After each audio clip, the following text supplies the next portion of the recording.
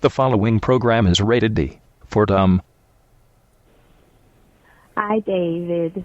It's me, Dad. I just arrived at 11:30 this morning, and someone was there. Mara therapy. Yes. I got there early. There's somebody there, and they said, "Really? I need to go home in therapy." And they said, "No, I need you to stay there." Is Beth? So Who? I just got home. I'm here, and I'm at my house. So please just call me. There's been a conflict, and Okay. I don't know which I'm supposed to do. So just let me know. A conflict. Okay. I'm going to stay home and wait for you to call me. Okay? Oh, that's great. I'll go see Interpreter 15712 with Phone Daily Service. Have a great day. Oh, boy. Well, it would have been nice if you interpreted that message a little bit better. Maybe you could have asked for clarity. Say, excuse me, can I just ask you what this means? Maria. It's Maria. She's the therapist. I need some therapy right now. Let's go for a drive. Come on, go with me. 9 o'clock, I'm bored to death. Smoke so much I can smell my own breath. My baby left me, my best friend's not at home.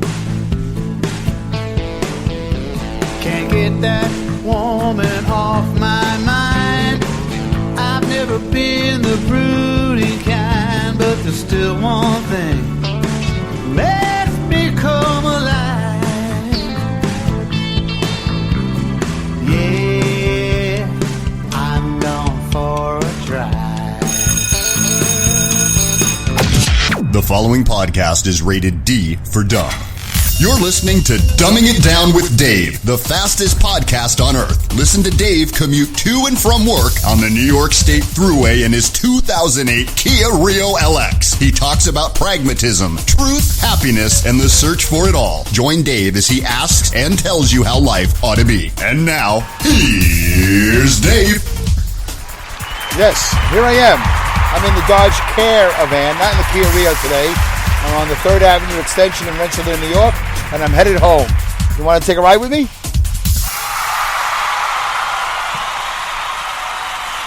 Some of you seem a little bit trepidatious. That's a good idea. I only have so much room here in the caravan. Shotgun, couple seats behind me. But, in the virtual world, plenty of seats to ride shotgun with Dave. Headed home. We're going to go straight to it today. All right. Thank you, Mike, for the AI voice. Especially thank you to Linda from Awesome Insanity Surfers. Still producing podcasts. Crash Dystopia. Post-apocalyptic drama. Some comedy, but mostly drama. Suspense. Adventure. If you're into those things, you're going to love Awesome Insanity Surfers. I can tell you right now, you've never heard anything like this before in a podcast. I know I haven't. I don't go looking for it. There are 1.5 million podcasts. I could be lying. So I leave that up to you. You want to go look and see if there's anything else like Awesome Insanity Surfers? Well, I'll say go ahead, but why? You already have it right here. So go to Awesome Insanity Surfers and listen to Crash Dystopia. And that was Mike, the AI voice. And then you heard Alex, XMALEXEXUM, do the intro. And you heard the newly available. If we haven't posted the links yet in the show notes, you can go to my Dumbing It Down with Dave Facebook group. You can look up hal-in-philly, Hal Aaron Cohen. Going for a Drive is the hit song. It's going to be number one. It's already number one in my heart. It's number one here at the Dumbing It Down with Dave Dodge Caravan podcast studios. Here in the Porta Potty, it's number one. What's number two, Dave? All right, we don't want to talk about that. Let's just stay with number one. Number one is Going for a Drive. And it's available. It's just $1. It's $1. No tax. I don't think so. No tax. $1. $1, you get a great 4-minute song of Hal Aaron's biggest hit, Going for a Drive. It's the first of many songs that he plans on releasing from his archives. Hal is not like a Johnny Come Lately or a Hal Come Lately musician-songwriter. He's been doing this for a long time, all right? Not everybody gets to go to Arista Records or, Mercury or Warner Brothers. Some guys are just always behind the scenes or playing clubs or whatever. It doesn't mean they're not good enough. They're just not sellouts, maybe. Maybe they're just not commercial enough. I've seen a video of Hal, very young. And who did he look like? I wouldn't say Rick Ocasek. No, I'm not going to say Rick Ocasek. He just looked like a good-looking guy. Did he have a soul patch? I don't know. He had dark glasses on. He looked like he could have been a famous musician. But more importantly, the song that I saw on video, maybe he'll release it one day, looked like a band. Looked like a real band. Real drummer, real guitarist, real singers, real audience. Sounded great, you know? So, and going for a drive, boy, I don't know what Hal would call that. It's rock and roll. It's a little folky. It's a little cowboyish, a little bit, but it's a little bit of a lot. Does it have some soul in it? Maybe it has a little soul in it too. I don't know. I'll let Hal describe it one day. We'll interview him and we'll talk about that song. I should do that. I really should do an interview. Hal will set it up. I don't know how to do it, but we'll set it up one day and I definitely will interview Hal Aaron Cohen. As soon as the .001 production studios are built, whether it's my shed or a camper or rent the studio, I don't know what I'm going to do, but Hal will be one of the first. I don't think he'll be the first. I already have the first spot promised to somebody. But he'll be right there, and we'll talk about his illustrious career. We'll talk about going for a drive. And if you want to hear more, by the way, if you want to hear more of Hal Aaron Cohen, hal-in-philly, about his musicianship and his songs and all that stuff, you can check out Tales of the Road Warrior. You can find it here on Spreaker. I say here because that's where I am. A lot of you are on Spotify. I don't know if Tales of the Road Warriors are on Spotify, but you can look for it. If not, I'm sure it's on Apple. If not, I'm sure it's on Google Play. If not, I'm sure it's at his website, Tales of the Road Warriors. And he interviews old musicians, not old musicians. Some of them are young, actually. New and up-and-coming musicians. But they're road warriors. So, and Hal was a bit of a road warrior. So not everybody gets on a record. Not everybody comes to your table, to your record player. Sometimes people do, and you don't even know they're there. Like the Wrecking Crew. Who even knew who the Wrecking Crew was before that documentary? And what about that other place, Muscle Shoals? What a great movie! I think it's called Muscle Shoals. What a great movie! Wrecking Crew too. Great documentaries about musicians you've never heard of, you don't know, and they're successful in their own right. Not everybody is on stage in front of 20,000 people. Okay, so let's get to it. Today I think I thanked everybody. Linda, Alex, all the usual suspects, right? Live Talk he does on Tuesdays. And if you tune into Live Talk on Tuesdays, you'll probably hear him talk about the Halloween show that's coming up in 8 weeks. And you're going to hear about that for the next 8 weeks. That's where I tune out. Every September, I tune out. I can't hear about Halloween plans. Just the whole party thing, holiday thing. I'm gonna get.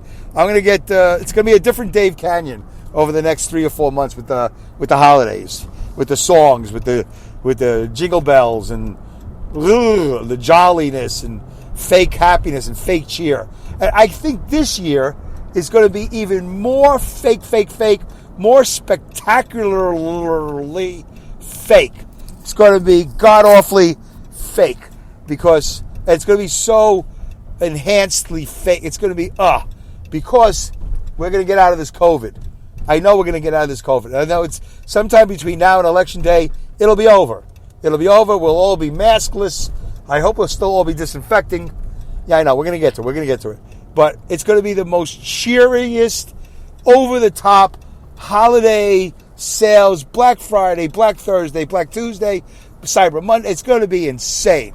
We're going to get out of this COVID somewhere in the early November, right after the election, the night of the election, the morning after. Breaking news. Trump is still president. Bam, COVID over.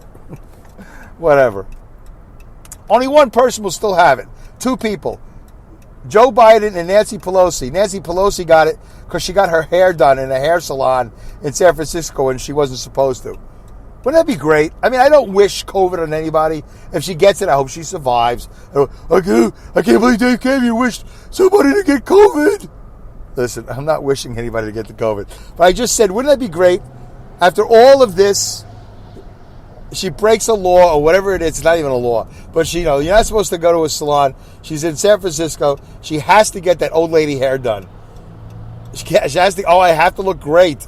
I have to look beautiful for my, my 75-year-old hair. I got to color it, blah, blah, blah, whatever. She gets the COVID. By the way, what a story that is, huh? I mean, with the security camera. Who's unleashing the security camera on Nancy Pelosi? Somebody had to that works there, right? What a story. I can't even tell it's her. Who can tell it's her? It might not even be her. She should have denied it. That's not me. You can't even see me. I don't know. On my phone, I couldn't see her. Maybe on a big screen TV, you can. All right. Well, as usual, 11 minutes in, I didn't get to what I want to get to. Okay. Well, let's do it right now. Let's do it. We're done. I thanked everybody. I have it all set up. We're just going to start off where we left off. Because I did one comment, but I just want to start from the beginning. We'll do this real quickly. We'll move on. Happy Independence Day. Enjoy my emotional fireworks. All right. This was published on July 3rd. We're catching up, folks. It's my goal. It's my desire. It's my wishes. It's my everything. I want to catch up on comments. Because when you guys comment, it doesn't make sense for you to wait. What's July 3rd, August? This is 60 days old already. So I'm going to try to, be more regular with the podcast comments. I mean, I'm regular in real life, but in podcast life, I'm 2 months behind. I'm backed up, as they say. I have listeners' comments constipation. I can't get it out. All right, can't let go of it. All right, happy Independence Day. Enjoy my emotional fireworks. Published July 3rd. And so in the show notes, I'm just this is handy because it's two things at once. I'm killing two birds with one stone. Have something to say about this episode? Call the Dumbing It Down with Dave hotline via 3477 I am dumb. That's 3477, the letter I, the letter M, D-U-M-B, I am dumb, or 347 for those of you that like numbers, like me. 347-746-3862. 347-746-3862. Try to keep it under 60 seconds with clean language. Clean language. No profanity. You use any profanity, it's going to be not played on the show if you're looking to get it played on the show. All right? And so thank you. In this episode, Dave has the intention of doing a podcast called Another Friend Bites the Dust, but instead he intends to complete something that he neglected to do in the previous episode about the uni knot. Remember the noose, the Bubba Wallace noose and the uni knot? So I finally get to it, I think. I talk about the uni knot, which looks like a noose, but it's usually about different material. Okay. What is the fortune cookie quote? By the way, I'm the only one that calls it that. My assistant now is going along with it, calling it the fortune cookie quote. Nobody else does. If you go to the show notes, you'll see a little quote. She surprised me, I think about 100, 150, I don't know how many episodes ago. I was looking at the show notes to see what she was doing because we talked about it. I just wanted to make sure she was doing whatever it is that we discussed. And then she surprised me. She would pick out a little quote. So I asked her when I hired her years ago, I said, are you more creative or are you more organized? And she said, honestly, I'm a little bit of both. And I told her there was no wrong answers. That's a good answer. She wasn't scared that I wanted to be more organized. I wanted her to be more creative. She said, no, I'm a little bit of both. So she's incredibly organized, thank God. And also, she is creative because she created the fortune cookie quotes. I love it. She put a little enthusiasm into her job. She went out of the box. I love that. So she wrote, men are not really... So some of these fortune cookie quotes are mine. Most of them are hers. And she is way better at it than I am. But I don't even know why I try. Because I try to lighten her workload. That's why. You know what that's like when I try to lighten my assistant's workload? It's like when you go to a hotel and you make the bed before you leave. You make the bed because you don't want them to work done. You clean the garbage, right? Do you do that? My wife does that. I do that too. Even when I'm by myself, I'll clean the room before they come and clean the room. I just figure they got enough to do, right? They want to get an early day. Do they get paid hourly? I don't know. House cleaners? I have no idea. Okay, men are not really often emotionally equipped because their fathers weren't emotionally equipped, and we have to be macho. We can't have therapy. We can't discuss our feelings.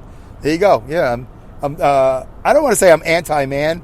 I just know that bad men are very responsible for a lot of problems in the world. 99%, without a doubt. I can do a whole thesis on it. The problems in this world, not just the United States, are 99% because of men. Because we're dumb. We're morons. We are. We can't conduct ourselves in a way that's conducive to joy. We don't. We're all about destruction and anger, resentment, and spite, and vengeance. Oh my God, it's ridiculous. All the posturing and posing we do. We're so stupid. Definitely, we should take a break, guys.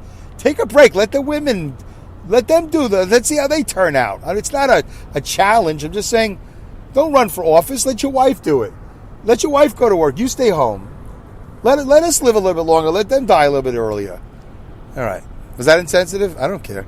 All right. So I wrote a comment. I started off by saying, thank you for blah, blah, blah, all these other things. You don't care about that. So I read this last couple of shows ago, so I'll read it again. Bobby Massey was the first one to comment. He wrote, I think men are morons, and that we internalize so much in normal times. The pandemic may have pushed every man either towards being more introverted, where they internalize the anger and frustration, or they become more open and sensitive to process their issues. It's either one or the other, right? Or maybe they just don't do anything different than they're already doing. So I guess there is a third option. I think I have burned bridges with my moronic stupidity. And I said a couple episodes ago, yeah, Bobby Massey definitely has a certain quality of moronic stupidity. But really no better or worse than any other moronic, stupid person, mostly men. I think the intent of this, but thank you, Bobby, for writing that. That's very honest. I like that. I think the intent of the person is not the issue, not the actual inanimate object itself. It was just a crazy coincidence. He's talking about the noose. It was a crazy coincidence and really bad timing. So he's talking about the noose that was in the garage, the Bubba Wallace garage that that was there for like a year or 8 months or whatever. Okay, Bobby Massey also wrote, hashtag listening matters. That's right. Because I think I mentioned this during the show. Because, Black Lives Matter, fine, whatever. But how about some other hashtags? Is that horrible? Like when people say got milk, and other people say, hey, got sex, hey, got veal cutlet parmesan, hey, got, podcast, whatever. So what do they call it? Co-oping or bastardizing or whatever. So is that okay that I do that? Does that make me racist if I go hashtag something matters? Anyway, so I did mention that. Hashtag listening matters. Hashtag empathy matters. Hashtag I'm hungry again. That's Bobby's. That's funny. I don't remember that the first time I saw this. Hashtag don't quit dumbing it down yet. Oh my God. Okay, Bobby, that's funny. Bobby Massey wrote, I think you may just need a break. A little vacation. You've accomplished a lot with the show and sounds great, man. Thank you, Bobby. I appreciate it.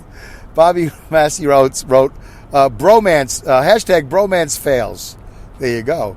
Linda Irwin wrote, back in July, Idaho is 130 years old today.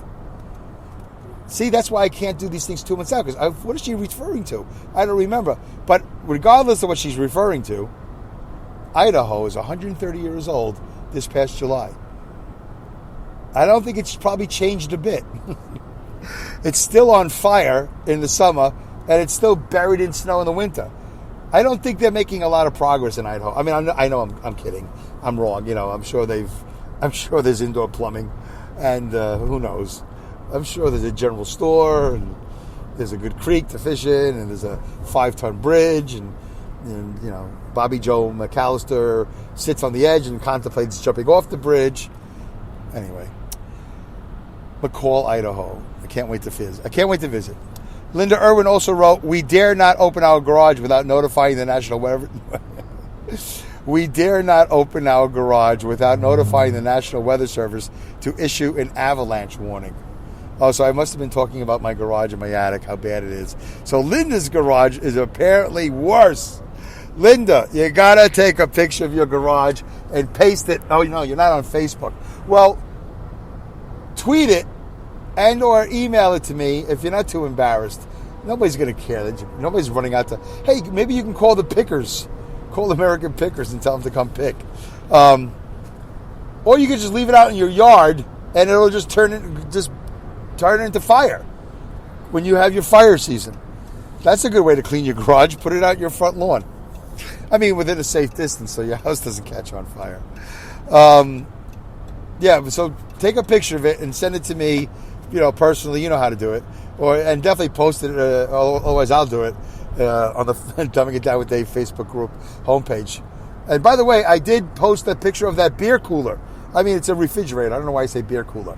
The beer cooler that sparked a friendship between hal-in-philly, Hal Aaron Cohen, the singer and author, publisher and producer and director, and sole owner and seller of a digital copy of Going for a Drive.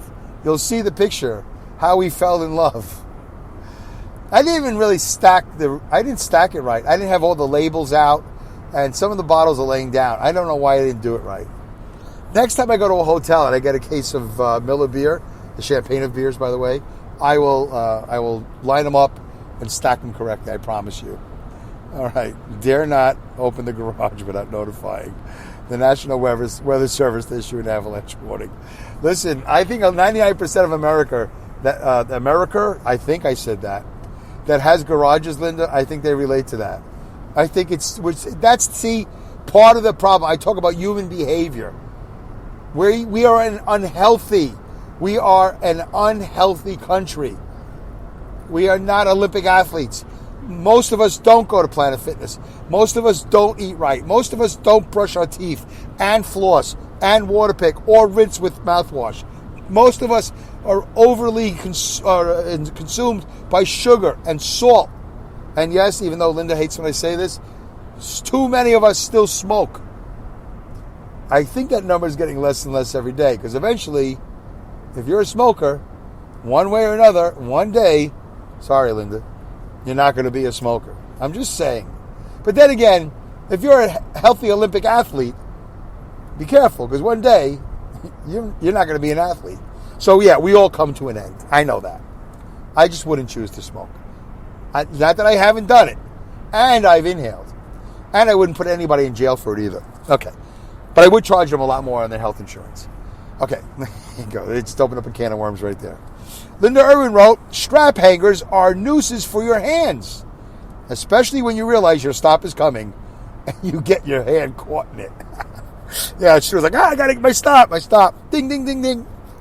You got to get your hand out of the strap hanger. Very good. Linda Irwin also was very nice to write, never too much dumbing it down with Dave. I know, that's very nice, Linda, but you know that's not true. You get to a certain point, you're like, is this show over? What is he going to do, an hour? No, I don't have an hour. I barely have a half hour. I'm out here having coffee. I'm having a cigarette. I'm having breakfast. I'll do some dishes. I'll walk the dog. I got to go. I'm not going to sit there and listen to an hour of this guy from Brooklyn. Okay, anyway. Oh, Alex Exum. Look at Alex Exum chiming in. Got that live talk show every Tuesday at 10. Listen to him talk about his Halloween show for the next 2 months. Every year. I got a great idea. We can do a Halloween show. I just need everybody to buy me all this equipment. Everybody has to help me. And then, there's a Bigfoot show, which I liked. I liked the Bigfoot show. And then he did another Halloween show. Something about I was going to say Mother Mary. No, it's the Queen Mary, the one that's in Long Beach. I used to see that every day. Is it the Queen Mary? I don't know what it is. It's a big boat. It's not the one that sank in the Titanic. It's another one. It's the sister ship. I don't know. They just have it docked. It's a big boat. It doesn't go anywhere. So he did a thing about some crazy story, a horror Halloween thing. It was good. I guess he needed a 3D mic. I don't even know what that is, but somebody got him a 3D mic, and he loved him for it. He loves him much more than he loves me, even though I mention him all the time. Okay, anyway. Alex Exum. No jealousy here. I'm not jealous. I'm not even angry. I could care less. I just find it funny. Human behavior. It's all human behavior. I just find it interesting. Great topic, brother. Great. He wrote it all in capital letters. Great topic, brother. Very, very timely for me. I have recently reconnected with some friends and had to jettison some others. It happens. Good job, Alex. Thank you. Alex wrote, huh? Dave said semen. Get it? He's writing S-E-M-E-N. I said semen as in semen recruit in the Navy. Whatever. Okay. Patrick Mirucki. from Nutley, New Jersey, I think. By the way, I've been neglective of Patrick a little bit, so I'm going to be a little bit nicer. Maybe this is why he's not commenting as much, because I haven't been as nice as I should be. He's doing this thing. Oh, this is going to take up too much time. How much time do I have? Okay, that's it. I did one show. All right. Patrick Mirucki wrote, "Don't stop doing the podcast. We need pragmatism." All right. Thank you, Patrick. It's very nice. It's very nice for this comment. Okay. All right. I've been a little bit neglective of Patrick Mirucki. And I got to be honest with you. I don't really know him that well. I know of him. He knows of me. He knows more about me than I know about him, because it's really his wife, who's a stand-up comedian, very funny, Randy Simone Lupo, who I've mentioned on the show several times. She's never mentioned me on her show, but whatever. No, she's got a brand new podcast. She's done a couple of episodes. Really, honestly, not what I expected from her. Like, I expected a very lively, comedic conversation. And I think two of the shows she's talked about, well, one of the shows for sure was COVID, and another one I think was about the schools and COVID, people going back to school, and I forgot what the other one was. It's either 2 or 3 episodes. But I expected a show like this, and I didn't get that. Still good. It's still fine. You know, I'm not saying anything bad. It's just that I was expecting more comedy, more light and lively, like I know Randy to be. Yeah, and maybe one day she'll flip the coin, and she'll go from drama to comedy the same way that Linda went from comedy to drama. But anyway, here's where I'm going to end this show. And I don't know. Okay, I just got to do it real quick. I'm just going to rip the Band-Aid off. Has nothing to do with Randy Simone Lupo. She's also a very funny female stand-up comedian. And she has a one-woman show, by the way, too. So whenever she does that, I'll plug it. And I can't wait to see it. I haven't had a chance to see it. I try to get that to come to my town of Saugerties. That's a whole other story. If I won't tell it now, but remind me one day if I forget. I'll tell you how I try to get a one-woman show to play in Saugerties, and I couldn't. This is the dumbest story in the world. Okay. Patrick has been streaming a show that I don't fully know everything about. I don't know nothing about it, really. I know of it. I know I should know more about it, but I don't. And he's streaming a show called Uncle Floyd, the Uncle Floyd Show. Now, by the way, Patrick, while you're listening to this, I am not trying to say anything disparaging. I'm not trying to be disrespectful. But here's what I'm saying. I really missed, I don't know why, I don't know how, I don't remember what years it was hot when it was hot, if in fact it ever was hot, you know. But the Uncle Floyd Show might have been a public access show. It might, maybe it was, and then it took off. It might have just been, I could have sworn it was on NBC for a while in New York on Channel 4, and it was maybe 2:30 in the morning, one of those types of shows, like Joe Franklin, which may or may not be just a New York show. I don't remember. I was a little bit too young, but I did see some entire episodes of Joe Franklin because I was a talk show guy. The Uncle Floyd Show was not really a talk show, as it was one of those, and these are the words I hate when they use it for comedy. When somebody says these words, I'm out. Zany or gonzo, I think. I think these are words. Patrick, you can write one comment, 20 comments, or you can leave a message on the Dumbing It Down with Dave Dumb line, right? 3477 I am dumb, or 347-746-3862, and you can explain if you want, and I'll give you more than a minute. Well, if you can, just try to capsulize a minute, or send me a long email and send me something, and I'll read it and I'll explain it to them. Anyway, he's re-airing episodes, and I don't really know anything about Uncle Floyd except, just like Monty Python, I had these nerdy friends that would say to me, "Hey, did you see Uncle Floyd?" I go, "No, I'm not usually up at 2:30 in the morning, and if I am, I'm usually stoned or at the White Castle or at a heavy metal club or something crazy." For whatever reason, I missed the entire Uncle Floyd thing. Whatever that was, I think it was just New York. I don't know if it was. I don't know anything about it. Okay, so I'm repeating myself. Anyway, Patrick, help me out however you can. I'd appreciate that. I don't want to disparage. I don't know anything about it. But we'll talk more about it in the next episode. And I promise we'll get to listen to these comments. You know I'm good for my promises. I will eventually catch up. We only have about 15 episodes to go. Thank you, Hal. Thank you for listening to this episode of Dumbing It Down with Dave. Goodbye, good day, good night, good luck, good riddance, good rats, Godspeed, and great skills. Take care. Bye, all.